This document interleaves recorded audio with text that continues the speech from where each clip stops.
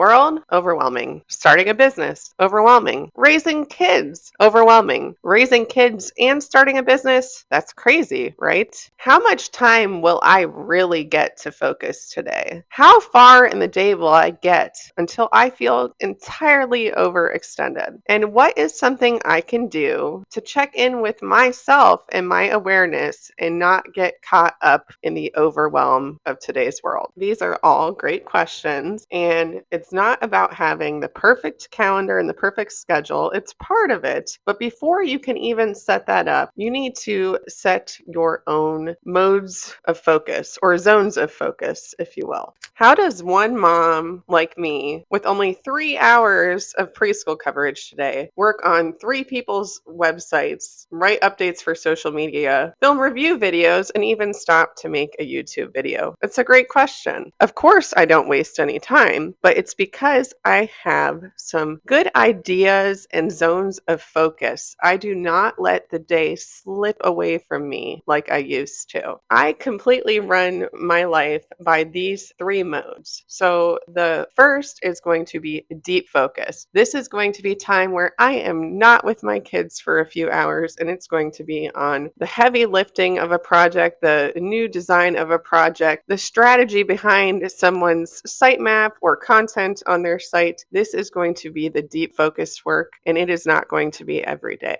Next is honestly the mode that I spend most of my time in, and this is a light focus mode. This can be where I'm making small revisions and tweaks, where I'm checking messages on social media, where I'm checking my email, where I'm making updates to project boards and to-do lists, and sending out a new proposal or an invoice. This is going to be light focus. I honestly spend every day from about lunch until dinner kind of hovering in this mode. And none of this is possible without really focusing and making sure that I have a lot of time in this third mode of focus, which is rest, reset, and connect mode. So this is me paying attention to myself and my environment. So obviously my kids and my family, making sure that I got ready enough for today, that I've worked out or walked or done something good for my physical health, checking in with my energy level. And sometimes, I find peace through the chores. I just listen to a podcast. I take a quick pause over there and I play piano. But really, having time for yourself shouldn't feel guilty, shouldn't feel hard. The thing is, you have to hold to it. You can't just be like, oh, let me get my phone. That is going to put you right back into that light focus mode. And when you spend too much time in focus mode, you do start to spiral. You can get overwhelmed, and that's completely normal. So boundaries are key. Knowing your modes of focus are key. You can add as many or split them up as many ways as you like, but these are the three. I have an idea every single day around what time range of each day I can be in each focus mode, and then that helps me set the schedule and set the time blocks and do everything that follows.